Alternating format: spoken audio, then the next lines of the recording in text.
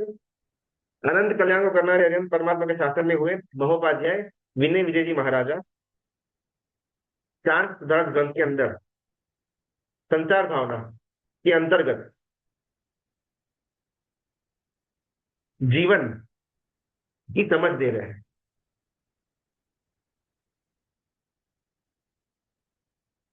जो मेरे साथ हो, जो मेरे अंदर हो, और जो मैं ही हूं, वो मेरा जीवन हो। जीवन कभी मुझसे अलग घटना ना हो। इस जीवन के बारे में हुई भ्रमणा, उसको महोपाध्याय जी भगवान नाम मोह देते हैं। मैंने जीवन को मुझसे बाहर कल्पना के अंदर डाला। मुझसे बाहर की वस्तु के अंदर जीवन का बंधन संबंध मैंने भांसा, मैंने देखा, जिसके कारण से मेरा भ्रमण हुआ। एक चार दोस्त एकदम फाइनेंशियली वेल सेटल्ड, बहुत दिनों के बाद मिले हुए थे। कॉलेज के बाद शायद पहली बार मिल रहे थे, सब 50-60 के आसपास के हो गए थे। उसमें से एक जना बोलता है कि अभी अभी मैंने किडनी ट्रांसप्लांट करवाया। पहले की किडनी बराबर काम नहीं कर रही थी, लेकिन अभी नई किडनी आने के बाद एकदम बॉडी मस्त चल रहा है। दूसरा वाला बोलता है कि ये कान का ना वो लेंस चला गया हुआ था, तो अभी नया आर्टिफिशियल लेंस बिठाया हुआ है, तो अभी चश्मा भी चाहिए नहीं मेरे। तीसरा फ्रेंड बोलता है कि ये घुटन जो है वो प्रॉपरली पहले काम नहीं कर रहे थे, अभी उसकी पूरी ढक्कन चेंज करवाया हुआ है, तो अभी तो मैं एकदम 20 साल के नौजवान की तरह दौड़ सकता हूँ। तो चौथा जो था, उसने तो ऐसा कुछ भी अपने जीवन में कराया हुआ था नहीं। उसको वहां पर लघुता क्रांति फील होती है, उसको वहां पर एम्बेरसमेंट फील होता है। जैसे ही वहां पर वो दोस्तों के साथ मिलने का खत्म हुआ, फटाफट ये चौथा दोस्त भागा हॉस्पिटल के अंदर, डॉक्टर को जाके बोलता है कि आप चेक करो, क्या किडनी बदला सकते हैं, आंखें, घुटन, और क्या बदला सकते हैं। डॉक्टर ने अलग अलग टेस्ट किए और बोला कि कुछ बदलने का जरूरत है ही, सब बराबर है। नहीं नहीं, ऐसा नहीं है। मेरे दोस्तों ने इतना इतना इतना कुछ किया हुआ, तो मुझे भी इतना तो करना ही पड़े, वरना स्टेटस डाउन हो जाए। अभी ये कितना अपने को फनी लगता है, एकदम सेंसलेस। यही सेंसलेस हमारे साथ रोज हो रहा है। सोशल मीडिया खोला, हमारे दोस्त वहां पर जाकर के आए, उन्होंने ये परचेज किया, उन्होंने यहाँ पर कोई ना कोई कार्यक्रम किया, और हमको लगता है अभी मैं रह गया। सुख को ढूंढने के लिए, सुख की अनुभूति करने के लिए कहीं पर जाना पड़े, ये सबसे बड़ी लाचारी। मैं थाईलैंड में, यूरोप में, दुबई घूम करके आया तो ही मैं सुखी।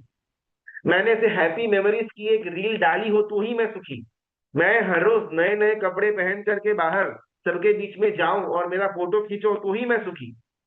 मेरे पास इतना इतना इतना कुछ हो तो ही मैं सुखी। ये कितनी दयनीय स्थिति है कि मुझे सुख का अनुभव करने के लिए कोई वस्तु चाहिए। भगवती जी भगवान कहते हैं कि जीवन, जीवन का अनुभव, वो ही सुख, वो सुख उसका नाम धर्म, और वो धर्म ही नाम है मोक्ष। सब इंटरकनेक्टेड। जीवन से सुख है, सुख से धर्म है, धर्म से मोक्ष है, लेकिन हमारा मूल प्रॉब्लम है कि जीवन के बारे में कोई आइडिया है ही नहीं।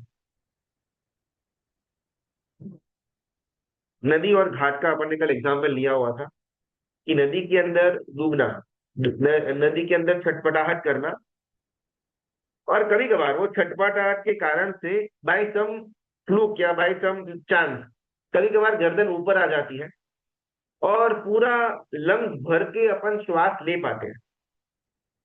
Because most of the time पानी के अंदर से नीचे थे, तो वहां पर प्रॉपरली सांस नहीं आ पा रही थी, सफोकेशन हो रहा था।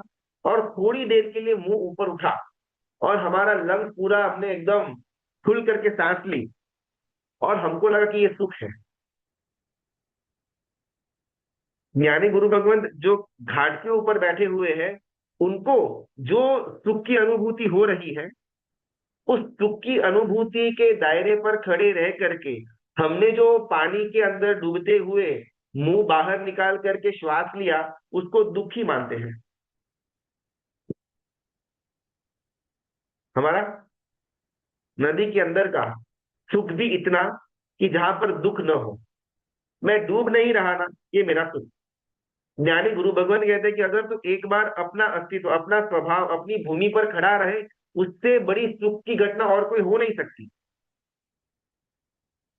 कोई समझदार इंसान हो, अगर वो खिचड़ी पका रहा है, तो खिचड़ी में एक या दो दाने दबाने पे मालूम पड़ता है कि पूरे कुकर की खिचड़ी हुई है या नहीं हुई है।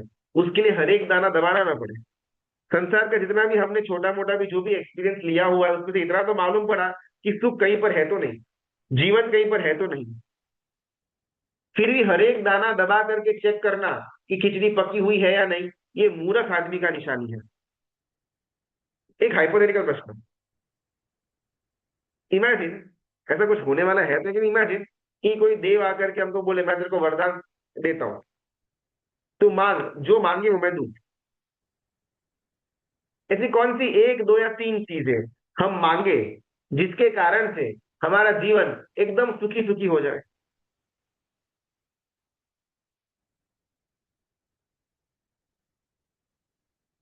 क्या क्या चीज हमको इस जीवन के अंदर मिले और हमको लगे कि वी आर डन, मैं कंप्लीटली अभी परिपूर्ण हो चुका हुआ हूँ, कुछ भी चाहिए नहीं। ऐसी कौन सी चीज मुझे मिल जाए और मुझे ये अनुभव हो?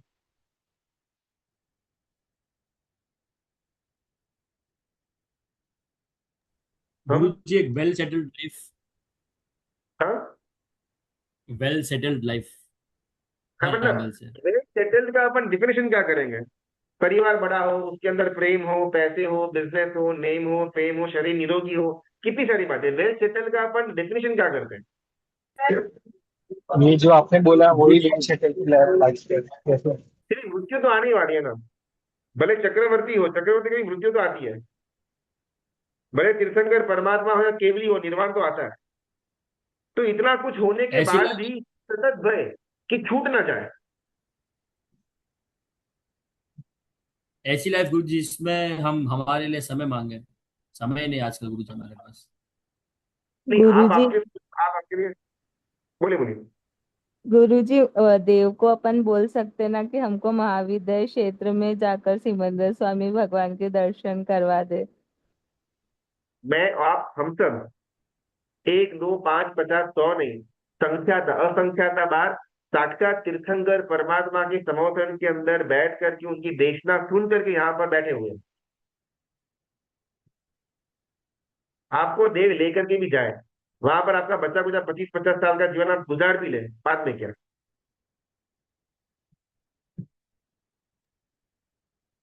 तो सिर्फ एक मोक्ष मांगे, बस दूसरा कुछ भी नहीं। पर देव तो मोक्ष दे नहीं सकते। मोक्ष तो नहीं ले सकता ना। जी, मोक्ष अपन मांग भी लेना, लेकिन हमको ऐसा है ना कि मोक्ष कोई स्थान है, वहां पर जाकर के कोई हमको छोड़ देगा और हम खुश खुश रहेंगे। इमेजिन, मोक्ष के अंदर कुछ भी नहीं है, पूरा मतलब एकदम जीरो। हमको अगर ऐसा कोई अपने को यहाँ पर मिनी मोक्ष दे, फॉर एग्जाम्पल एक कमरे के अंदर बंद करके रखे अपने को 2-3 दिन तक, कोई संपर्क नहीं, कोई बोलना नहीं, कोई चलना नहीं, कोई पुस्तक नहीं, कोई स्वाध्याय नहीं, कुछ सुनना नहीं, कुछ करना नहीं, डिप्रेशन में आ जाएंगे।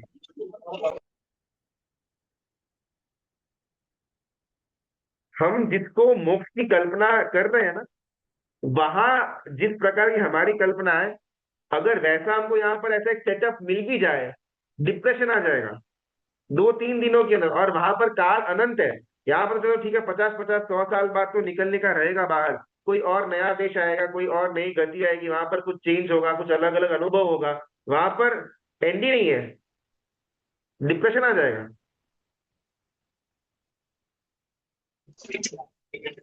गुरु जी क्या है। हेलो। बोलिए बोलिए। हाँ, आपने सही बोला क्योंकि यहाँ पे हम दूसरे के सब पर पे ही डिपेंडेंट है, सुख के लिए और सबके लिए। और एक्चुअल में आपने जो बोला उसके अकॉर्डिंग मोक्ष में न मेरे को इच्छा है न मेरे को कुछ भी है, तो उस तक पहुंचने के लिए ही हमें धर्म के वे के थ्रू जाना होगा कि लाइक मेरे को इच्छा ना हो, विकल्प ना हो, और ऐसा लाइक ऐसा लग रहा है। जीवन को जानना, जीवन जहां पर है वहां पर रहना, यही सुख है। और ये सुख का रास्ता, उसका नाम धर्म है। और वो धर्म सुख के अंदर हमको स्थिति प्रदान करे, उसके अंदर रहने के लिए हमको अवकाश दे, उसमें हमको स्थिर करे, उसका नाम मोक्ष। तो एक बार जीवन समझ में आ जाएगा ना, बाकी सारी चीजें उसका एक्सेसरीज है। धर्म बोलो, सुख बोलो, मोक्ष बोलो, लेकिन जब तक जीवन की कल्पना, जीवन की व्याख्या, जीवन की अनुभूति जब तक गलत है, तब तक किया हुआ धर्म वो भी मोक्ष तक लेकर के नहीं जाएगा। जो सुख भी मुझे मिल रहा है वो रेंटेड सुख है, और मोक्ष की तो कल्पना में भी बात हो नहीं सकती है।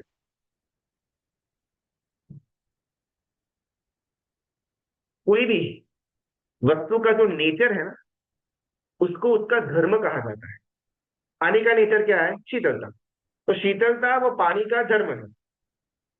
आग का नेचर क्या है? गर्मी। तो गर्मी वो आग का धर्म है। वैसे जीव का धर्म क्या? सुख। धर्म यानी सुख, ये एकदम जाकर क्लियर कर देना, बिकॉज अभी हमारे अनुभव में ऐसा है, धर्म यानी दुख। जो हमको मौज मजा शौक के अंदर अवरोध पैदा करे उसका नाम धर्म। हमारी व्याख्या अनुभव में ऐसी है, कुछ भी अगर अच्छी बात हो तो उसमें सबसे पहले जो टांग अड़ा है उसका नाम धर्म। यानी गुरु भगवान कहते हैं सुख और धर्म ये दोनों सेम है, कोई अलग अलग नहीं है। जितना मैं सुख में उतना मैं धर्म के अंदर स्थिर। बिकॉज सुख ये मेरा स्वभाव है। पानी का स्वभाव शीतलता है, आग का स्वभाव गर्मी है। वैसे जीव का स्वभाव सुख है, आनंद है। और धर्म वो स्वभाव तक लेकर के जाए, धर्म ही स्वभाव बने। तो सुख और धर्म दो विपरीत नहीं हो सकता है। मैं जैसे जैसे धर्म मार्ग के अंदर, धर्म क्रियाओं के अंदर आगे बढ़ूं, मेरे अंदर सुख की अनुभूति ऑन द कॉन्ट्ररी दुगनी होती जानी चाहिए। लेकिन हमारा अनुभव ऐसा है, जितना ज्यादा तप करते हैं उतना ज्यादा हमारा मन एकदम नीरस बन जाता है, आज कुछ खाने का है ही नहीं। बिकॉज मूल जो जीवन है उसकी व्याख्या हमने गलत बांधी हुई है, जिसके कारण से धर्म भी दुखदायी कष्टदायी लगता है, और मोक्ष तो बस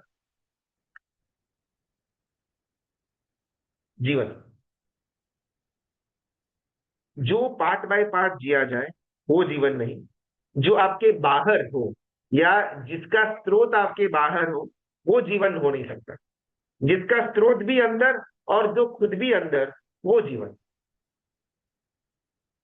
अनादिकाल से ये जीवन के बारे में जो मुझे भ्रमणा हुई है, वो भ्रमणा ने ही मुझे भ्रमण करवाया हुआ है। उस भ्रमणा का नाम महोपाध्याय जी भगवत मोह देते हैं।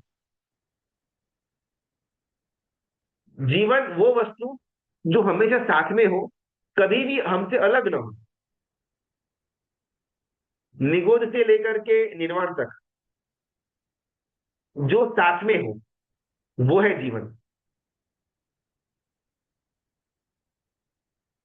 इस जीवन का कुछ अंश जो बाहर निकला हुआ है, बहिर्मुख बना हुआ है, उसको हम मन बोलते हैं।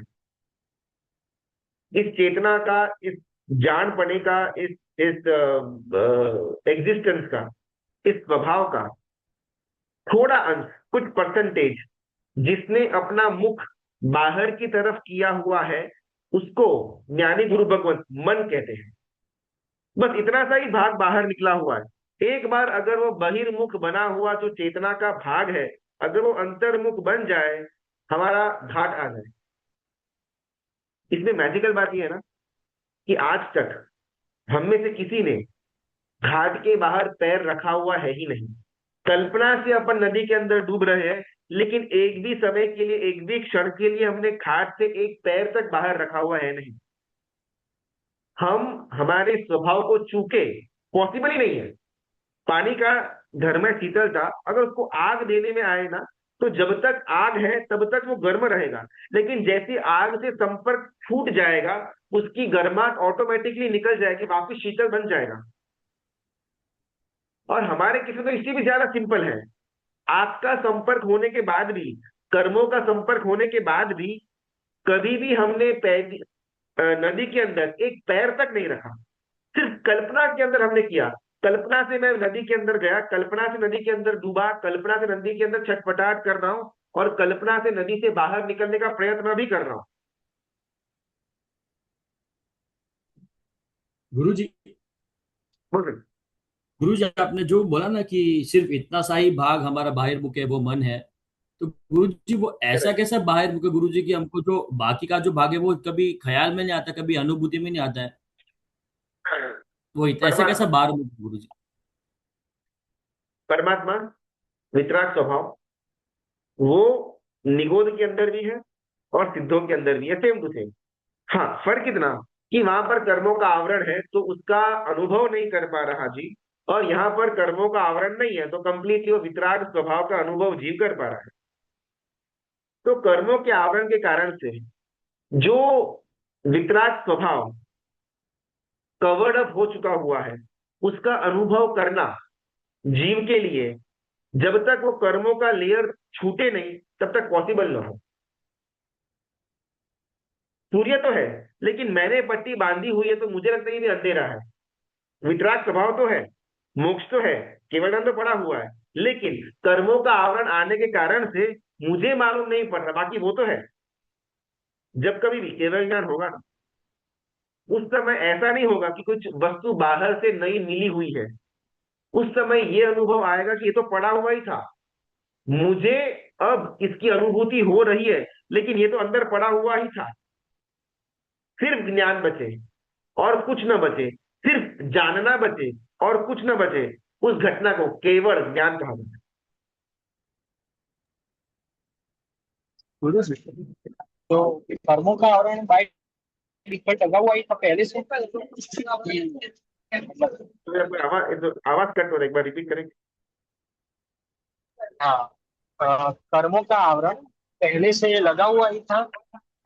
कर्मों का आवरण सोने की खान के अंदर सोना का कण और मिट्टी का कण पहले से जुड़ा हुआ था, या किसी ने उसको जुड़ाया?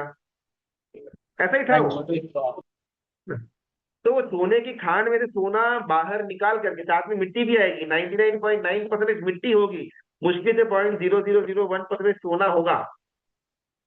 लेकिन सोना सोने के अंदर है, मिट्टी मिट्टी के अंदर है।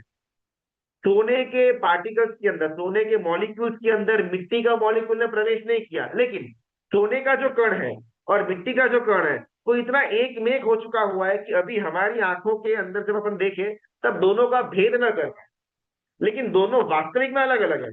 सोने का एटम, सोने का मॉलिक्यूल अलग है, मिट्टी का एटम, मिट्टी का मॉलिक्यूल अलग अलग है। अब ये किसने ज्वाइन किया? पहले सोना अलग था क्या, मिट्टी अलग थी, किसी ने वहां पर बैठ करके उसको ज्वाइन कर रहा है, ऐसी कोई बात है ही नहीं। वो स्टार्टिंग से ऐसा ही था। वो सोना मिट्टी के साथ बाहर निकले और सोने का प्यूरिफिकेशन हो, सबसे पहले तो मालूम पड़ना कि सोना है या नहीं। सबसे पहले मालूम पड़ना कि मैं जीव हूं या नहीं। सबसे पहले मालूम पड़ना जीवन मेरे अंदर है या नहीं। जब मालूम पड़े कि हाँ ये मिट्टी के अंदर सोने का कुछ अंश तो है, फिर मेहनत करने में आए। वरना रेगिस्तान की मिट्टी के जितना भी आप उसको खुरेदते रहोगे, सोने का एक कण भी नहीं निकलेगा। तो सोना है या नहीं वो जानना पड़ा, सबसे पहला स्टेप। सोने को निकालने की प्रोसेस, सोने को प्योर करने की प्रोसेस, सोने का ईंट बनाने की प्रोसेस सब बाद में। पहले नक्की तो करना पड़े कि इस मिट्टी के अंदर सोना है भी या नहीं। मुझे मालूम तो पड़े कि जीवन कहां पर है, फिर उस जीवन के पीछे पीछे धर्म, सुख और मोक्ष आ जाएगा। एक बार सोना है मालूम पड़ गया ना मिट्टी के अंदर, फिर उसको अलग करने के लिए व्यक्ति जियो जान लगा देगा। आज सोने का जो दाम है उसको देखे तो कहीं अगर कुछ ऐसा मालूम पड़ जाए कि सोने की खान है और वहां पर थोड़ा सा भी सोना होने की आशंका है, भीड़ लगे। लेकिन हमको मालूम तो पड़े कि सोना है। अपन मिट्टी समझ करके मिट्टी को ही रेंगते रहेंगे तो सोना मिलने से रहा। जीवन, जीवन कहाँ है? और जीवन जहां पर है वहां पर क्या मैं उसकी अनुभूति कर रहा हूं? कल अपन ने एक आधा दो प्रश्न लिया हुआ, आज उससे थोड़ा आगे बढ़ते हैं। जीवन और आप एक या अलग अलग है? कि जीवन आपसे बाहर या जीवन आपके साथ? वो हमारा कल का प्रश्न था, इसका हमें थोड़ा बहुत चिंतन किया। सेकंड प्रश्न, जिसको जिया जा रहा है वो जीवन है या मृत्यु है?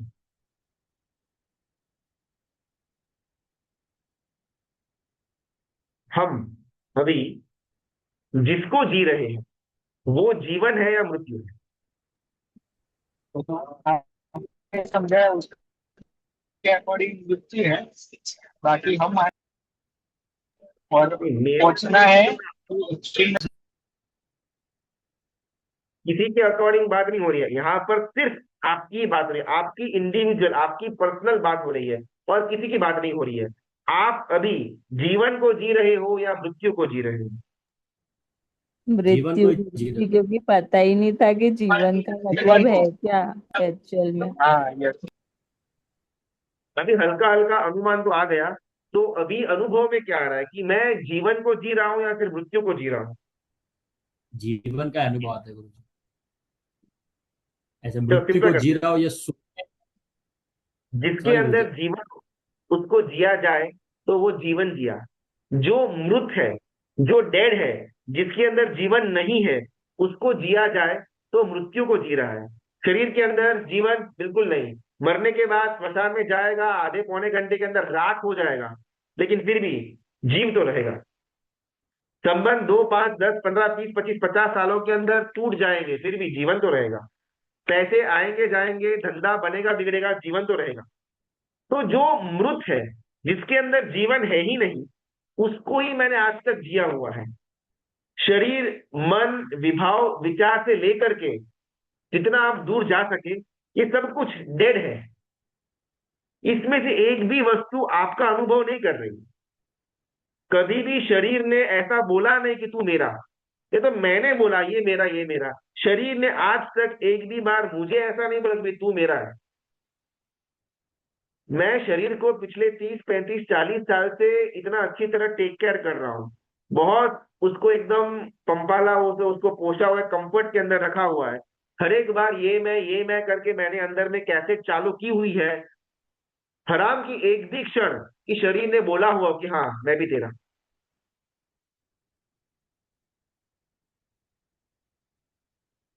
सेम चीज, चाहे वो संपत्ति हो, चाहे वो संबंध हो, चाहे वो हमारा नाम हो, एक भी वस्तु ने आज तक मुझे एक भी बार बोला नहीं कि तू मेरा।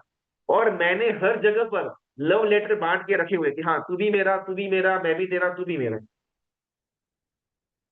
हमने आज तक सिर्फ मृत्यु को जिया। जो मृत है उसको जो एक्सपीरियंस करे, उसका जो अनुभव करे, वो मृत्यु। जिसके गुरु जी अंदर जीवन नहीं है, उसी को जीने का प्रयत्न जो करता रहे, वो मृत को जी रहा है, जीवन को नहीं जी रहा। बोल सकते हैं। गुरु जी, अभी आपने बोला कि संबंध भी ऐसे कभी नहीं बोलते हैं कि तुम मेरे, लेकिन संबंध तो बोलते हैं ना गुरु जी। अभी माता पिता है या पत्नी है, बच्चे है, तो वो बोलते ना गुरु जी कि ये मेरे है। जी, बोलने के अंदर तो आप ये भी बोल पाएंगे कि ये रास्ता अहमदाबाद जाता है, लेकिन रास्ता जाता नहीं है, हमको चलना पड़ेगा, ये क्लैरिटी है। बोलने के अंदर कुछ भी बोलो। अगर आज मैं कल मैं ट्रेन की टिकट बुक कर रहा हूँ ना, तो नाम के अंदर मुझे मेरा नाम लिखना पड़े, मैं आत्मा हूं, ऐसा नहीं लिख सकता मैं। तो व्यवहार के जगह पर व्यवहार चाहिए, लेकिन वो व्यवहार व्यवस्था के लिए था, अवस्था के लिए नहीं था। आपका अगर नाम न हो तो कोई भी आपसे बात करे कैसे? तो वो नाम व्यवस्था के लिए था, लेकिन वो नाम को आपने अपनी अवस्था मान लिया। माता का जीवन माता के अंदर, संतान का जीवन संतान के अंदर। अगर दोनों का जीवन लिंक होता, फॉर एग्जाम्पल, तो दोनों की इच्छाएं भी सेम होती, लेकिन ऐसा होता तो नहीं है। 10 15 20 साल के बाद बच्चे की इच्छा एकदम विरुद्ध और माता पिता की इच्छा एकदम विरुद्ध। तो ये जीवन एक कैसे हुआ? दोनों अलग अलग जीवन है। भले उपकार है, माता पिता का उपकार अवश्य है कि मैं कोई ना कोई आड़ी टेढ़ी गति के अंदर घूम रहा था, वहां से परमात्मा के शासन के अंदर मुझे लेकर के आने का भगीरथ कार्य माता पिता ने किया, तो उसका अहोभाव अवश्य रहेगा। लेकिन जब मैं व्यवहार के अंदर भी मेरे माता पिता बोलता हूं, तो वहां पर मेरा जो शब्द है ना, वो अहोभाव का सूचक है। ये मेरे देव है, यानी कि हमारी पर्सनल प्रॉपर्टी नहीं है, मुझे अहोभाव है कि ऐसे देव मेरे हैं। सही। तो वैसे माता पिता, ये मेरे माता पिता, जब मैं व्यवहार के अंदर भी बोलता हूं ना, तो वहां पर भाव अहोभाव का है, ममत्व का नहीं है। अगर ममत्व का होता, अगर माता पिता मेरे हैं, तो उनकी संपत्ति भी, उनका सारा का सारा प्रेम और राग अहोभाव है, होना चाहिए। लेकिन ममत्व वो नहीं हो। बिकॉज दोनों का जीवन अलग अलग है, दोनों के कर्म के संयोग अलग अलग है।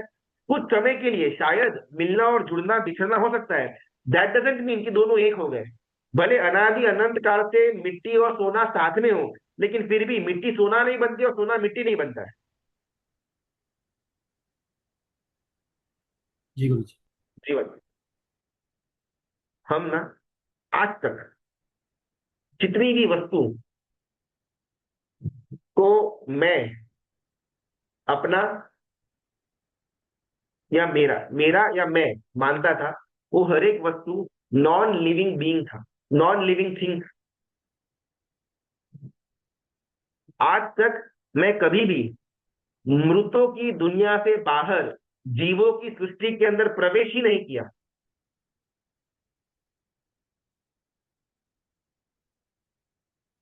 ये जो गलती हो रही है हमसे, इसकी सजा है संसार का भ्रमण। कर्म सत्ता दंड देती है कि तूने अपने स्वभाव को चूका, तू अपने स्वभाव से बाहर क्यों आया, इसके कारण से कर्म सत्ता हमको दंड देती है। अगर जीव अपने स्वभाव के अंदर स्थिर रहे तो कर्म सत्ता से ज्यादा सपोर्टिंग रोल और कोई प्ले नहीं करता। बिकॉज मुझे मेरे अंदर, मुझे जीवन जीव के अंदर जीना है या मृत के अंदर जीना है, इसकी कंप्लीट अथॉरिटी, कंप्लीट इंडिपेंडेंस मेरी है। मैं चाहूं तो आज का आज, अभी का अभी जितनी भी भ्रमणाएं मैं लेकर के बैठा हुआ हूं, मैं और मेरी की, उसको तोड़ सकता हूं, लेकिन डर लगता है कि टूट गया तो हम रहेंगे क्या। अगर ये भी नहीं, ये भी नहीं, हर जगह पर इंटू इंटू इंटू मार्क मार दिया, तो फिर हम रहेंगे कहाँ, मैं कौन। और वो जो अंदर के एक एम्प्टीनेस है ना, वो अंदर से खलबला देती है, अंदर से अपने को बौखला देती है। क्या है, सब सब गया, पैसे भी मेरे नहीं, संबंधी मेरे नहीं, घर भी मेरा नहीं, शरीर भी मेरा नहीं। हाँ हाँ, हमको एकदम वेट लगता है छाती पर। अनादि अनंत काल से जो ये भ्रमणाओं के साथ जीने का हमारा स्वभाव तो नहीं, लेकिन सहज विभाव बन चुका हुआ है, ये इतना भारी पड़ रहा है कि इसको छोड़ने का बारे में सोचना ये भी दुखदाई लगता है। आपके पास जितने भी पैसे हो अकाउंट के अंदर, क्या आप मान सकते हो कि वो आपके नहीं है? मानना यार, मैं किसी को देने की बात नहीं कर रहा। आपको कमाना है तो आप और कमाना, उसके अंदर मैं रोक रहा नहीं, लेकिन एकदम हृदय पर हाथ रख करके क्या ये बात मान सकते हैं कि मेरे अकाउंट में जितने भी पैसे हैं उसमें से एक भी पैसा मेरा नहीं? नहीं। इतना इतना तत्व समझने के बाद भी एक भी तर्क सामने से न आता हो, फिर भी जो सत्य है उसको स्वीकारने की अंदर में बिल्कुल भी हमारी, इंक्लूडिंग है मेरी, बिल्कुल भी तैयारी नहीं है। एक गुरु भगवान खुद की जीवन का एक दृष्टांत देते हैं कि बहुत साल पहले काशी बनारस के साइड संस्कृत के पंडित बहुत विद्वान होते थे। जब संस्कृत हो, व्याकरण हो, न्याय हो, ये सारे ग्रंथ, तर्क का ग्रंथ, ये सामान्य है हिंदू परंपरा के अंदर, सनातन परंपरा या जैन परंपरा के अंदर, ये सब सामान्य है। महर्षि पाणिनि जी का संस्कृत और उनका व्याकरण, वो तीनों धर्म के अंदर कॉमन पढ़ाया जाता है, और उसके लगता हुआ जो न्याय शास्त्र है वो भी कॉमन है। तो गुरु भगवंत, साधु साधु भगवंत, वो काशी या बनारस वहां पर पढ़ने के लिए जाने का बना, अवसर बना। मैंने कहा, ये लगभग आज से 30 या 35 साल पहले की घटना। मैंने कहा लगभग 10,000 रुपये वो पंडित जी का पगार, और पूरा का पूरा जो उनकी आमदनी थी, वो पंडित जी की जो पगार था वो संगी पे कर रहा, ऑब्वियसली गुरु भगवान तो कहाँ से पे करते। तो ये गुरु भगवान को अंदर में बहुत ज्यादा लज्जा आती थी कि मैं संघ का पैसा वेस्ट ना करूं, तो जितना भी समय, जितनी भी मिनट मिल सके ये पंडित जी की, उसको मुझे यूज करना है, यूटिलाइज करना है। तो दिन के 6 से 7 घंटे के पाठ तो चलते, लेकिन फिर वो जो पंडित साहब, उनका नाम आता है बद्री शुक्ला, वो बद्री शुक्ला फिर अपने घर पे चले जाते थे और अपना जो भी घर का था छोटा मोटा उनका कर्तव्य वो निभाते थे। फिर रात में 2 घंटा फ्री होता था उनके पास। तो बद्री जी तो ऊपर से आ नहीं पाते थे, तो गुरु भगवत ने ऐसा नक्की किया कि अब से मैं आपके घर पे रात पे आ जाया करूंगा, एक छोटा कमरा आप फ्री रखना, वहां पर मैं बैठूंगा, आप मुझे सिखाना। बिकॉज वैसे भी 10,000 रुपये पे कर ही रहे हैं, तो 2 घंटा भी छोड़ना क्यों। और उन्होंने रात के अंदर एकदम कैजुअल बातचीत, कोई बहुत भारी तत्व नहीं, उसके अंदर जैन धर्म का जो एकांतवाद है वो विषय खोला। और मूलभूत जैन धर्म और हिंदू धर्म के अंदर की जो डिफरेंस आता है, एकदम बेसिक डिफरेंस, वो ये कि हम ईश्वर को कर्ता नहीं मानते। हिंदू धर्म के अंदर ईश्वर को कर्ता माना गया हुआ है, यानी कि किसी ने ये ब्रह्मांड बनाया, कोई उसको संचालन कर रहा है और कोई उसको डिस्ट्रॉय करेगा, ब्रह्मा विष्णु महेश। ऐसी मान्यता हिंदू धर्म के अंदर है। हमारे धर्म में के अंदर ऐसा बिल्कुल भी नहीं है कि किसी ने दुनिया बनाई, कोई संचालन कर रहा है और कोई विनाश भी करेगा। हमारे यहाँ पर कर्म सत्ता नाम का तत्व है, लेकिन कोई जीव, कोई एंटिटी, कोई ईश्वर, कोई कर्ता, ऐसा कुछ नहीं है। हम जिसको परमात्मा भगवान बोलते हैं, उन्होंने सिर्फ मार्ग दिखाया, लेकिन संसार के उन्होंने बनाया तो नहीं, एकदम स्पष्ट रूप से ना। तो इसके बारे के अंदर जो हम जैन हमारे दर्शन के जो ग्रंथ थे उसकी चर्चा चल रही थी, और ईश्वर कैसे करता नहीं है इसकी बहुत सुंदर रूप से बद्री शुक्ला प्ररूपणा कर रहे थे। और ये गुरु भगवान को इतना जगत के अंदर सुपर तरह से फिट हो गया कि ऑब्वियसली ईश्वर करता हो ही नहीं सकते हैं। 2-4 हफ्ते हुए और वो ग्रंथ पूरा हुआ। फिर ये गुरु भगवान को सहसा अंदर से भाव आया कि मैं पूछूं इनको, बिकॉज ये तो है हिंदू परंपरा, सनातन परंपरा के। तो जस्ट उन्होंने एकदम फ्रेंडली कैजुअली पूछा कि पंडित जी, आपने समझा, इतना सुंदर समझाया कि ईश्वर करता नहीं है, चलो वो तो ठीक है, लेकिन आप पर्सनली क्या मानते हैं? Because आप तो हिंदू हिंदू परंपरा से ताल्लुकात रखते हो। और बद्री शुक्ला कहते हैं ईश्वर ही करता है, पूरी की पूरी सृष्टि का सर्जन ईश्वर ने ही किया हुआ है। ओ, तो फिर वो 2-4 हफ्ते आपने इतना सुंदर क्लास लिया, इतना मस्त समझाया, और मुझे ऐसी समझ आज तक किसी भी जैन गुरु भगवंत ने नहीं दी थी, और वो आपने दे दी। हाँ, तो उसमें क्या है? ज्ञान को जानना वो अलग है, उस ज्ञान को स्वीकारना वो पूरी अलग घटना है। ईश्वर करता नहीं है, ये मेरा ज्ञान था जो जैन ग्रंथों से मैंने लिया था, और वो मैंने आपको पिरोसा। लेकिन मेरी श्रद्धा कौन से घर की है? ईश्वर ब्रह्मांड के करता है, उसका। ऐसी हमारी यहाँ पर चर्चा हो रही है। सब कुछ सिर्फ ज्ञान का जानने के लिए। जब श्रद्धा की बात है, नहीं नहीं, सब कुछ मेरा और मैं ही हूँ। ठीक है, ये तो एक आधा घंटा थोड़ा बहुत अपन ने माइंड रिलैक्स कर दिया, थोड़ा अपने बातचीत कर ली, तो एक रिलैक्सेशन मोड में आते हैं। बाकी श्रद्धा as it is, no change.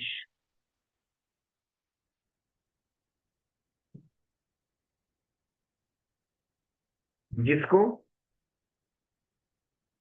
ईश्वर करता है ऐसी अपूर्ण श्रद्धा होने के बावजूद भी ईश्वर करता नहीं है, इसकी बहुत सुंदर प्ररूपणा जो कर सके,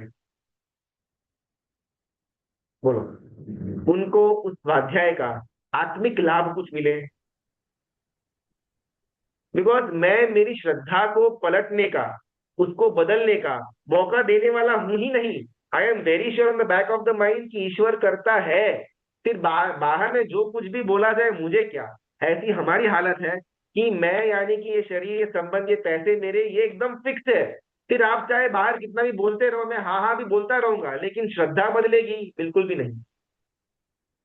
गुरु जी, अभी एक बोलिए।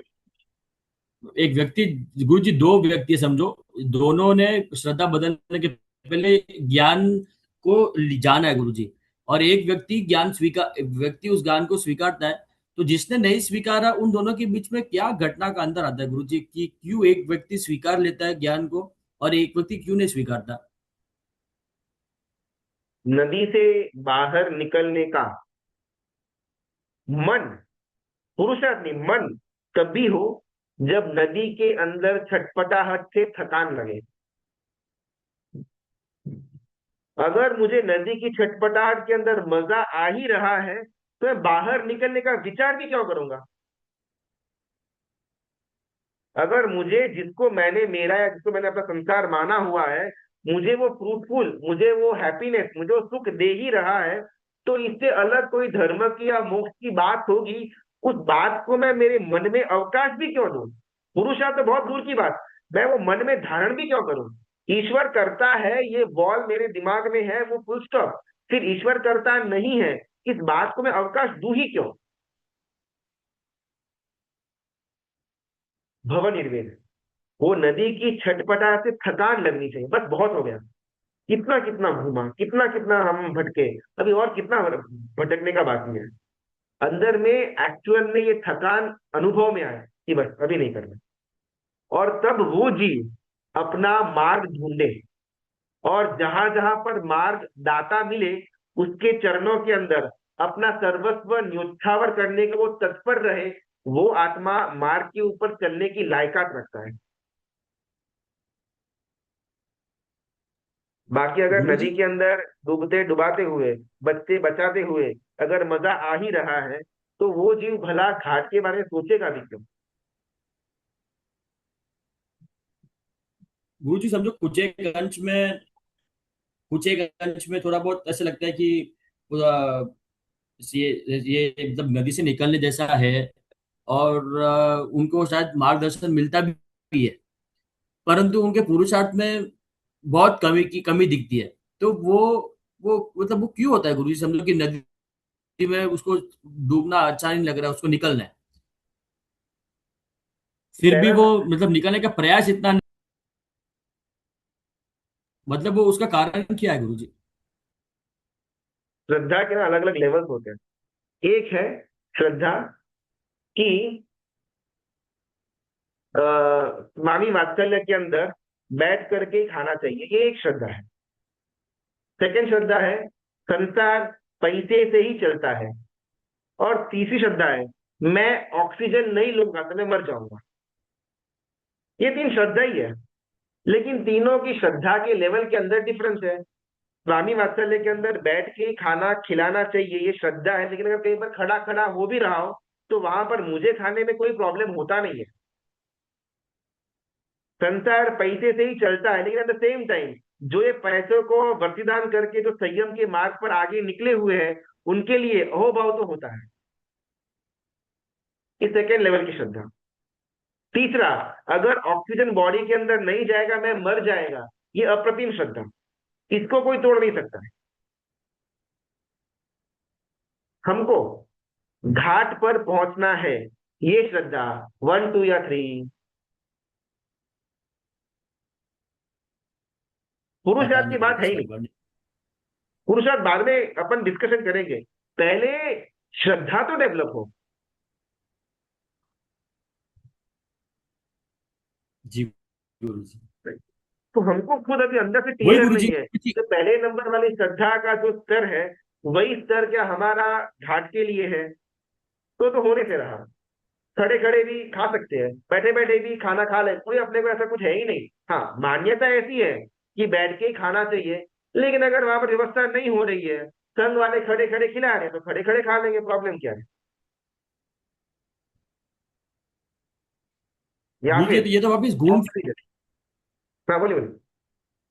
गुरु जी तो घूम फिर के वहीं पे आता है ना गुरु जी। नदी से निकलने के लिए श्रद्धा चाहिए, और श्रद्धा के लिए वापिस थकान चाहिए। मतलब अभी हाँ मतलब घूम नदी मतलब एक सर्कल जैसे ना गुरु जी है। नहीं, बिल्कुल नहीं। स्टार्टिंग पॉइंट जो है ना, सबसे पहला पॉइंट वो है संसार की थकान। मैं ऊब जाऊं कि ये क्या कुत्तों गधों की तरह जीवन जीना, इसमें मुझे कंटाला लगे, इसको निर्वेद बोलते हैं। जब ये होगा तब घाट को ढूंढने का मन के अंदर मनोरथ जगेगा, और साइमल्टेनियसली घाट के ऊपर की श्रद्धा बढ़ेगी और संसार में रहने की श्रद्धा घटेगी। लेकिन सबसे पहला स्टेप, संसार कंटालाजनक लगना चाहिए। हमको लगता कहाँ है? ठीक है, कभी कभार हमारा इच्छा के मुताबिक नहीं होता, प्रतिकूलता वाली घटना होती है, तो संसार आचार है, ये है, स्मशान वैराग्य वगैरह आ जाता है। लेकिन बहुत ही कम है उसका लाइफ टाइम। 2 4 6 8 दिन घटना वापिस अनुकूलता में कन्वर्ट हुई। हाँ हाँ हाँ हाँ हाँ, मजा आ रहा है। ये तो हमारा एक्सपीरियंस है संसार का। अभी ये कंटाला जो हमारा बोर्डम है, जो ये निर्वेद है, इतना इतना उसका उसका शॉर्ट, उसका जीवन, उसका इतना शॉर्ट टर्म लाइफ है कि उसके अंदर हम घाट की श्रद्धा कर पाए, वो श्रद्धा को प्रॉपरली कॉन्क्रीट से फिक्स कर पाए, उतने में तो वो कंटाला निकल जाता है। स्टॉक मार्केट के अंदर 2 दिन डाउन फॉल, बस आज से बंद करना है, मैं एक भी शेयर लूंगा नहीं, बेचूंगा नहीं, मैं बाधा लेता हूँ। थर्ड डे है, जितने भी स्टॉक लिए एकदम अपर सर्किट, क्या बात है। ये हमारा जीवन है। हमारा कंटाला भी शॉर्ट टर्म, हमारा उल्लास शॉर्ट टर्म।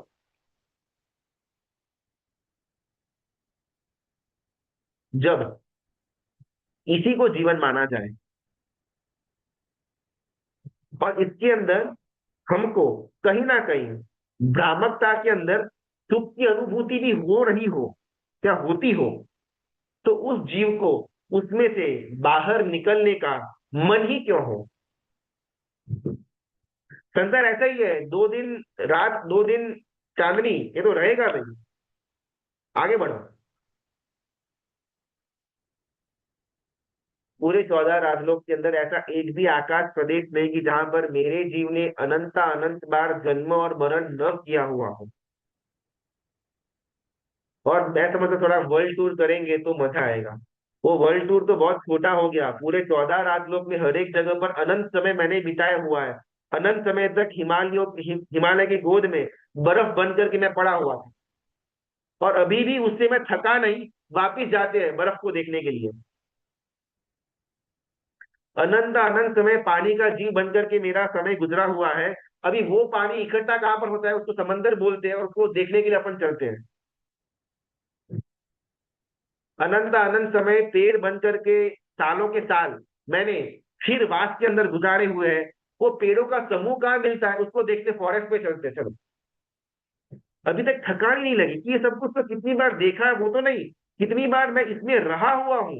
एज अ पेड़, एज अ पौधा, एज अ पानी, एज अ हवा, एज अ पृथ्वी का है, लेकिन फिर भी अभी तक मन भरा नहीं है। और भटकना है, और भटकना है।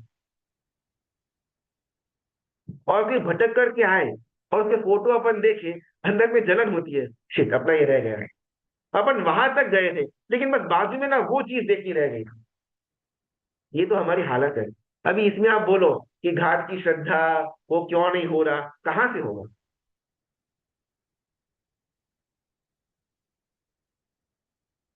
बात ना बहुत विचारणीय है, बिकॉज बात सिर्फ आपकी हो रही है। आपका जो एक्चुअल है उसकी हो रही है। कोई भी मिश्रित आप वाली बात नहीं हो रही है। आपकी वास्तविक बात हो रही है। जो एक्चुअल यू है ना, उसकी बात है। जो मिश्रित यू है उसकी बात नहीं है। गुरु जी, तो वो घंटाला कैसे आएगा? इतना शांति लगता है संसार में, किस बात का घंटाला आएगा गुरु जी? जब एक हिसाब से, अगर मैं स्पेसिफिकली मेरी बात करूँ तो ऐसा लगता है पुण्य के हिसाब से सब कुछ एकदम अच्छे से चल रहा है गुरु जी, किसी बात का तकलीफ नहीं है। फिर मतलब संसार का घंटाला आना किस बात का गुरु जी? सब कुछ अच्छा चल रहा है ना, तो उसके अंदर भी ये बिखर न जाए उसका भय रहता है। अभी सब कुछ एकदम चंगा है, एकदम मस्त है, लेकिन कल उठ करके न करे ऐसा कुछ हो जाए, तो उसका भय आज से मुझे है। कि धंधा अभी तो अच्छा चल रहा है, लेकिन वॉर बढ़ गई तो, धंधे में डाउन टर्न आ गया तो, सेल्स खत्म हो गई तो, कोविड जैसा वापिस से वो माहौल बन गया तो। अभी तो शरीर अच्छा है, लेकिन कल उठ के मालूम पड़े कैंसर है अंदर तो जितना भी हमको अच्छा लग रहा है ना, वो पुण्य का बैकिंग है तब तक है। एक बार पुण्य ने अपना पैर हटा लिया, पूरा का पूरी इमारत कक्कड़ भूस होकर के नीचे गिर जाएगी, और उस समय वेदना ज्यादा होगी। ऐसा सुख क्या क्या उसका मायने रखता है कि जिसकी डोर, जिसकी जिसकी ओनरशिप बाहर हो। कोई बाहर से कुत्ते को 2-4 टुकड़े डाले और कुत्ता खुश होकर खाना खा ले, ऐसी बात है। कर्मसत्ता ने, पुण्य ने कुछ 2-4 टुकड़े डाल दिए, सब अच्छा है। कोई प्रॉब्लम है ही नहीं संसार के अंदर। कुत्ते ने और हमारे अंदर क्या फर्क है? कल कर्मसत्ता या पुण्य ने 2-4 बिस्किट डालना छोड़ दिया, दुखी दुखी। चलो एक और बात। आप जिसको अच्छा बोलते हैं ना कि बाहर में अपनी लाइफ एकदम सेट है, मतलब ठीक है, ऑलमोस्ट सेट है, कुछ 2-3 जगह पर है दुख है, लेकिन वो मैनेजेबल है। जितनी भी वस्तु सेट है, उसमें उसको सेट रखने के लिए या सेट करने के लिए आपने क्या पुरुषार्थ किया? गुरु जी, कुछ खास पुरुषार्थ तो नहीं किया गुरु, सब अपने आप से हो रहा है। चाहे आपका शरीर की निरोगिता हो, संबंधों के अंदर का प्रेम हो, या धंधे की बरकत हो, या समाज के अंदर प्रतिष्ठा हो आपकी, इसमें वास्तविकता में आपने क्या किया ये प्राप्त करने के लिए, या फिर इसको बरकरार रखने के लिए आपने क्या किया? तो जब आपके हाथ में कंट्रोल है ही नहीं, कंट्रोल स्विच किसी और के हाथ में है, वैसी पराधीनता, वैसे भय के अंदर रहना, ये कैसे सुखदायी लग सकता है? ठीक है, रहना पड़े वो अलग बात है, लेकिन रहने की इच्छा जगे ऐसे संसार के अंदर, उसमें मजा भी आए, ये कैसे पॉसिबल है? तो पहले वो कंटाला, वो थकान, वो वास्तविक में अनुभव हो, सिर्फ बातों के माध्यम से, मन के विचारों तक नहीं, अंदर अंतर में उसकी थकान लगे कि यार रोज रोज बस यही चक्कर चक्कर चक्कर चक्कर चलाते रहो, और जीव अंदर से उब जाए, और जीव को लगे कि यार इतना तो जीवन नहीं होता, जीवन कुछ और होना चाहिए। बस ये सुबह उठे गधे की तरह काम पर गए, महीने के आखिर में कुछ पैसे कमाए उड़ाए, और वापिस ठन ठन गोपाल, वापिस पहली तरह से काम पर जाओ। तो गधा करता ही है। और कहीं ना कहीं अंदर से उसको लगे कि ठीक है ये एक पार्ट है, लेकिन ये सर्वस्व नहीं हो सकता है, जरूर कुछ ना कुछ इस जीवन का मकसद तो होगा। मैं परमात्मा के शासन के अंदर मुझे मुझे जन्म मिला, स्थान मिला, तो इसका एक गधे का जो रूटीन है उससे कुछ तो अतिरिक्त होना ही चाहिए। और वो अंदर से उसको एक झंखना, एक जिज्ञासा जगे, वास्तविक मैं कौन हूं और मेरा क्या है जानने की। ये है धर्म की शुरुआत। फिर भले गधे का रूटीन चलता रहे, उसमें कोई प्रॉब्लम नहीं है, लेकिन अभी वो गधे का रूटीन गधे का लगे, खुद का ना लगे। मैं नौकरी धंधा करने के लिए जाऊं, लेकिन वो नौकरी या वो धंधा मुझे मेरा ना लगे। शरीर का जो भी उसकी करता है, उसका जो देखभाल करनी है, उसको जो भी भाड़ा पोषण देना है वो मैं दूं, लेकिन शरीर मुझे मेरा ना लगे। अगर ये अवस्था होगी ना, तो वेरी फ्रैंकली स्पीकिंग, अगर कुछ समय के अंदर जब मृत्यु भी आएगा ना, आप परम आनंद के अंदर होंगे। बिकॉज आपको मालूम है, अनुभव में है ही कि मेरा जो है वो कभी जा सकता नहीं, और जो जा रहा है वो मेरा है नहीं। फिर दुख अंदर में, क्लेश अंदर में, संक्लेश किस बात का। एक बार ये समाधि आ गई, फिर हमारी भव की गिनती उंगलियों पर गिन सके उतनी। वास्तविक समाधि आ गई तो चाहे शरीर रहे, पैसे रहे, संबंध रहे या न रहे, मुझे अंतर से मैं एकदम हर एक अवस्था में आनंद ही महसूस कर रहा हूं। इसको समता बोलते हैं, सम स्थिति, समता। चाहे बाहर में धूप हो, छाव हो, गर्मी हो, ठंडी हो, सूर्य हो, चंद्र हो, पैसे हो या न हो, भिखारी पना हो या फिर चक्रवर्ती पना हो, हर एक के अंदर समान अंदर की अवस्था, उसको समाधि या समता बोला जाता है। ये 12 भावना उस समाधि, उस समता, उस घाट तक लेकर के जाने का अप्रतिम साधन है। लेकिन ये साधन उसके लिए कि जिसको घाट तक पहुंचना हो वो, और घाट तक पहुंचने का इच्छा उसको होगी जो नदी के अंदर छटपटा से थक गया हुआ हो वो। तो मूल बात मुझ पर आकर के रुकती है कि वास्तविकता में क्या मैं थक गया हूं, भव का निर्वेद हो रहा है। अगर नहीं भी हो रहा है फॉर सम रीजन, तो ये करवाना पड़ेगा। जहां जहां पर मुझे आनंद लगता है संसार के अंदर, वहां वहां पर अनित्य, अशरण या संसार भावना का दृष्टि लेंस लगा करके उसमें दुख जो वास्तव में है उसको देखना पड़ेगा।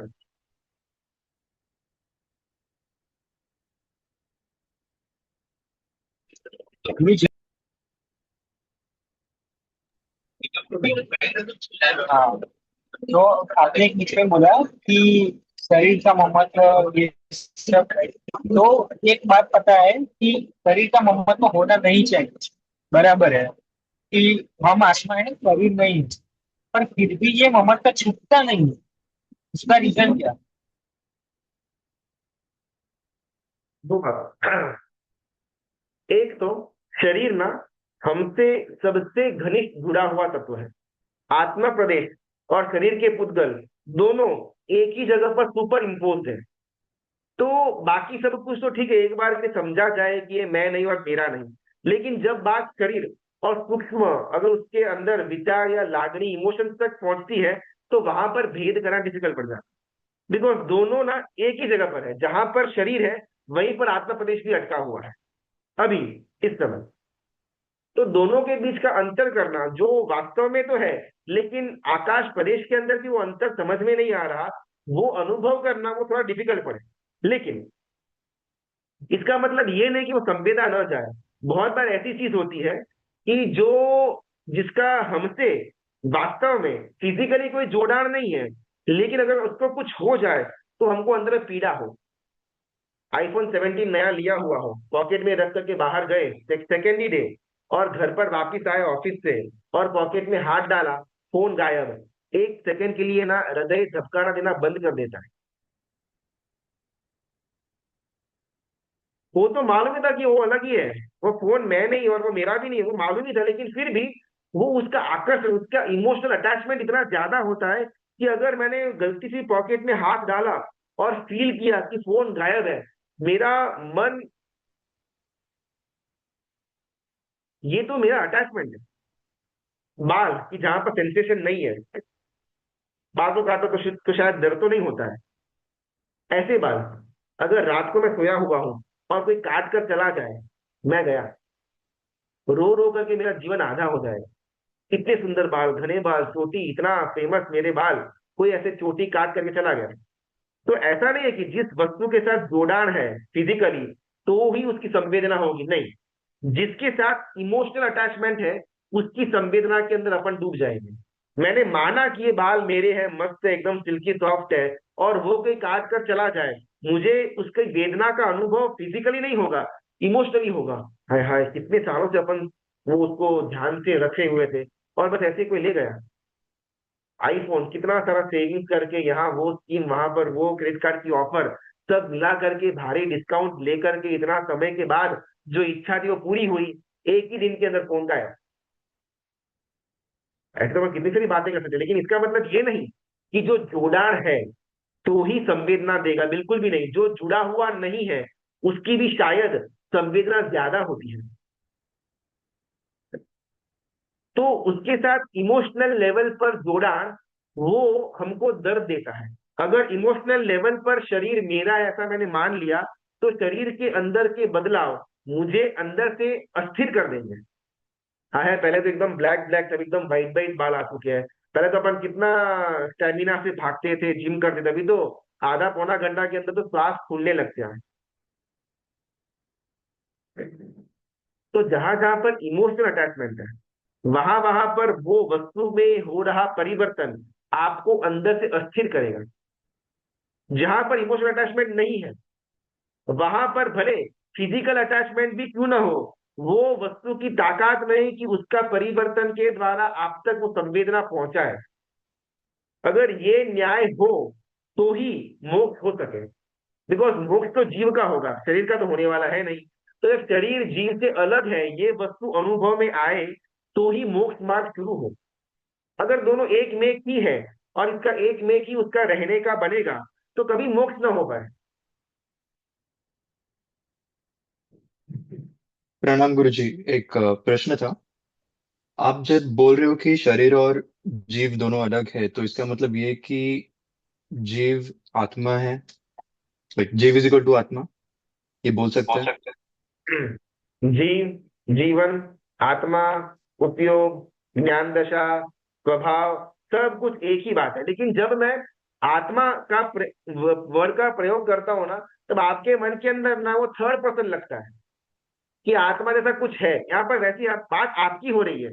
जब ये डायरेक्ट वन ऑन वन की लैंग्वेज यूज करने में आती है तो शायद समझ में अच्छा आता है, वरना अगर अपन ने अभी तक जो समझा उसमें मैं जीवन के बदले आत्मा नाम का शब्द रख दूं ना, तो शायद समझने के अंदर क्लैरिटी ना आए कि मैं हूं, बॉडी है और आत्मा है, त्रिकोण बन जाता है। तो है सब एक ही एक, अब उसका बस अलग अलग अपन वर्ड चेंज कर रहे हैं। लेकिन जब मैं बात आपकी कर रहा हूं, आपकी, तो वो एकदम छूती है। और जब आप बात आत्मा को लेकर के करता हूं तो ये किसी और की बात ऐसा लगता है। तो सब कुछ है तो एक ही। नहीं, ये क्वेश्चन पूछने का रीजन ये था गुरुजी, क्योंकि हमेशा ये लगता है कि हम लोग हमारा जीव या जीवन हमारे शरीर से जोड़ते हैं हमेशा, कभी आत्मा से नहीं जोड़ते। इसीलिए वो समझने के लिए, क्योंकि अभी रिसेंटली ये पिछले 2 क्लासेस में समझ में आ गया कि जीव आत्मा है और जीव शरीर नहीं है, तो इसीलिए ये क्वेश्चन था टू मेक, मतलब समझने के लिए। जीव, जीवन और आत्मा तीनों सेम है। यहाँ पर क्या हुआ, मैं आत्मा के अंदर ऐसा नहीं है, मैं और आत्मा दोनों एक ही है, और बॉडी वो अलग है। बस यहाँ पर दो पार्टीज है, मैं, आत्मा, जीव, जीवन, वो सब एक पार्टी, और शरीर, पुद्गल, वो सेकेंड पार्टी, राइट। तो ये वास्तविकता में तो ऐसा ही है स्ट्रक्चर, लेकिन मुझे अनुभव में क्या आ रहा है, शरीर ही अनुभव में आ रहा है। जो जीव का इंडिविजुअल अस्तित्व है वो समझ में नहीं आ रहा। क्यों? बिकॉज मैं ऑलरेडी बहुत जगह पर मानसिक रूप से इन्वेस्टेड हूँ, शरीर के साथ इन्वेस्टेड हूँ, विचारों के साथ, विभाव के साथ, संबंधों के साथ, विकारों के साथ, विकथा के अंदर इतना ज्यादा इन्वेस्टेड हूँ कि वहां से मेरी चेतना फ्री होकर के खुद को समझ पाए ये टाइम ही नहीं है। समझा गुरुजी, लेकिन इसके ऊपर कोई ऐसे, जैसे मान लो कि कोई चीट शीट नहीं है समझने के लिए कि अच्छा, कि मैं खुद को आइडेंटिफाई कर लूँ अच्छे से कि मैं जीव हूँ, मैं शरीर नहीं हूँ, और इसके लिए ऐसे कोई चीट शीट रखी है जो संसार में रह के भी आप उसका क्या बोलते हैं कि रिव्यू करो या फिर एनालाइज करके उसके हिसाब से आप अपना जीवन जियो? एकदम सिंपल प्रयोग, जो 24 घंटे आप कर सकते हो। आप अभी आपका खुद का तो अनुभव कर रहे हो, भले आप मन से करो या बॉडी से, कुछ भी हो। Do you feel, do you अनुभव, मतलब do you experience your self, yes और नो? यस। है ना? अभी शरीर आज जो है, शायद 2 साल बाद शरीर के अंदर बदलाव आएगा, या फिर 2 साल पहले शरीर मेरा कुछ अलग था, अभी कुछ अलग है। तो शरीर बदला, लेकिन जो उसका एक्सपीरियंस था वो सेम था, फिर वो भी बदला। कि दो वो भी साल पहले बदला। कुछ और था, अभी मैं कुछ और हूँ, ऐसा है? या वो सेम ही था, शरीर बदल रहा था?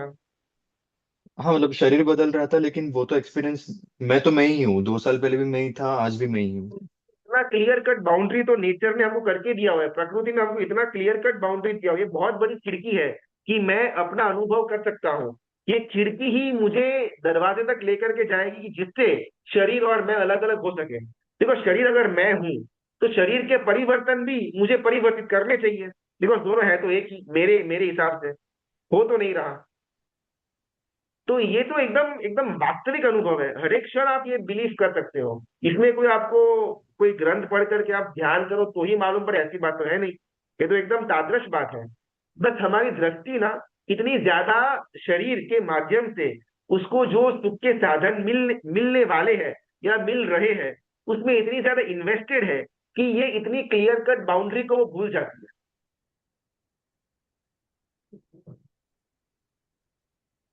समझ में आया गुरु जी। है।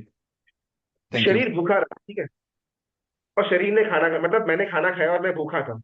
इन दोनों अवस्थाओं में मुझे जो अनुभव हो रहा था वो सेम या डिफरेंट? वापिस,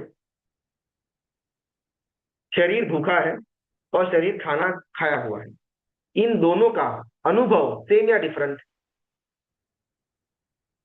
डिफरेंट।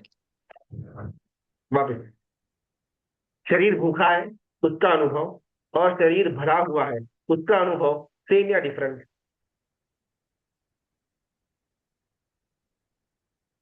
शरीर के हिसाब से गुरु जी डिफरेंट। अगर मैं, अनुभव अलग अलग होने पर भी जो अनुभव कर रहा था वो सेम या डिफरेंट? गुरु जी ने क्वेश्चन नहीं समझा। अनुभव अलग अलग थे, जब मैं भूखा था अनुभव अलग था, जब मैंने खाना खाया अनुभव अलग है।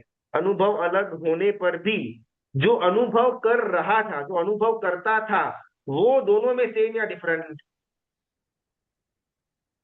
अनुभव तो अलग अलग थे ना गुरु जी, जब मेरे पेट भरा हुआ था अनुभव तब मेरा अलग अलग अनुभव थे, अलग। अनुभव करता सेम या डिफरेंट? अनुभव करता सेम। तो यहीं पर बात एकदम क्लियर कट मालूम तो पड़ रही है। भले मानसिक लेवल पर अभी तक हमको ऐसा अलग अलग का भले फीलिंग या एक्सपीरियंस ना आया हुआ हो, लेकिन ये बात समझना एकदम सिंपल है, बस बात ही बहुत सिंपल है। जब अनुभव करता बदल नहीं रहा, अनुभव बदल रहा है, और मैं बदल नहीं रहा, शरीर बदल रहा है, तो मैं कौन, अनुभव करता है फिर अनुभव? मैं अनुभव इसको आप करता। चाहे उतना उसको आप बाल मसाला डालो, लेकिन बात तो एक ही रहेगी कि आप हो और शरीर शरीर है। भले शायद मुझे अभी उसका डिस्टिंक्शन मालूम ना पड़े, वो बात अलग है, लेकिन वास्तविकता तो हर एक क्षण हमारे नजरों के सामने ही है।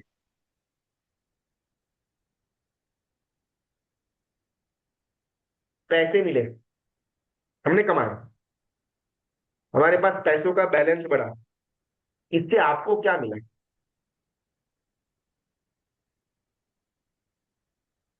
मतलब अभी एज इस भाव में जो मेरा शरीर है उसके लिए तो मुझे एक ऑप्शन मिल गया कि मैं अपना फ्यूचर सिक्योर करूँ या फिर करंटली प्रेजेंट सिक्योर कर लूँ, कि मुझे किसी भी चीज़ की जरूरत हो तो मैं उस पैसे को देके मैं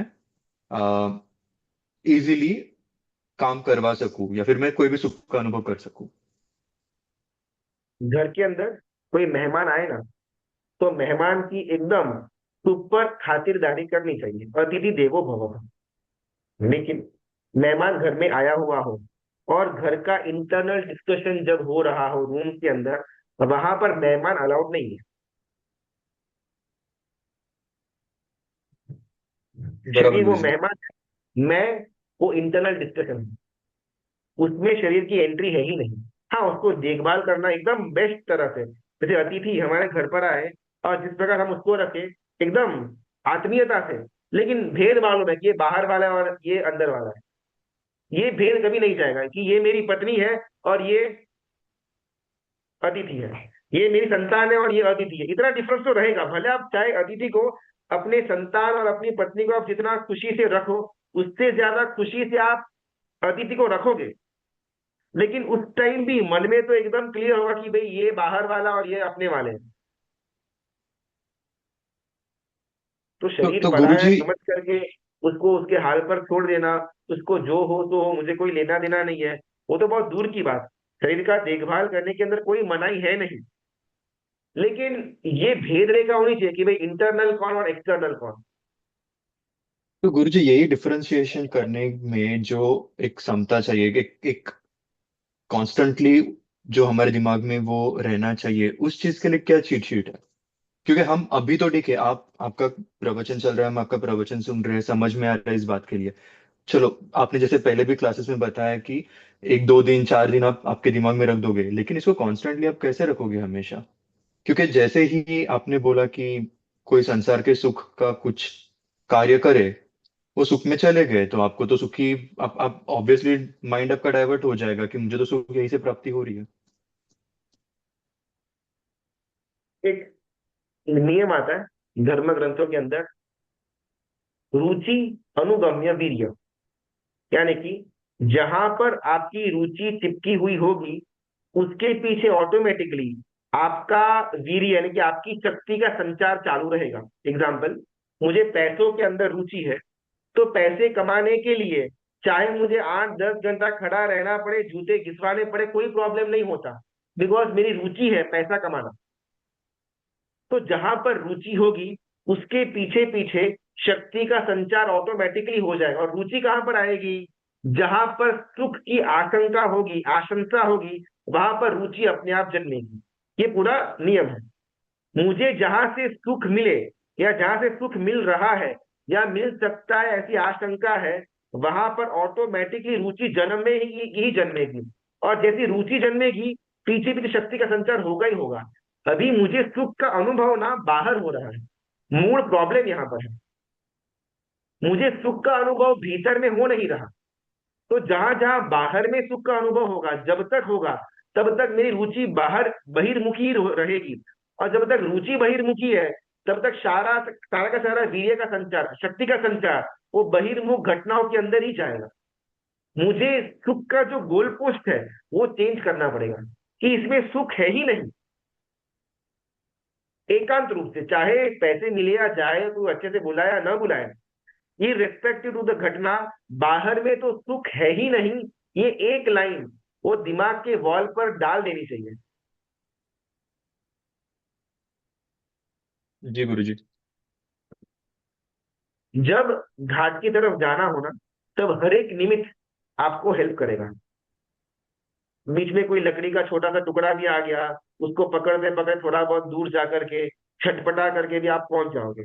लेकिन जब घाट तक पहुंचना है ही नहीं, तो लकड़ी के टुकड़े के सहारे पर भी आप नदी के अंदर और बहते भी जा सकते हो आगे। साधन तो सेम है, साधन के अंदर कोई प्रॉब्लम नहीं है, आपको जाना कहाँ पर है, वो मूल मेन बात है। जीवन के बारे में और भी 1 2 पॉइंट की चर्चा करनी, आज समय अपना हो गया। कल अपन उसको लेकर के फिर आगे संसार भावना का अंतिम पॉइंट देखते हैं। मन में क्या होता है, इंद्रिय, हाँ कुछ प्रश्न मेरे ख्याल से थे। जीव, अम, अच्छा ये तो कल तो चलिए। पितरा की आज्ञा विरुद्ध कुछ भी बोला हुआ हो तो मिथ्या ने तो बहुत बहुत धन्यवाद। हर बोलना प्रणाम।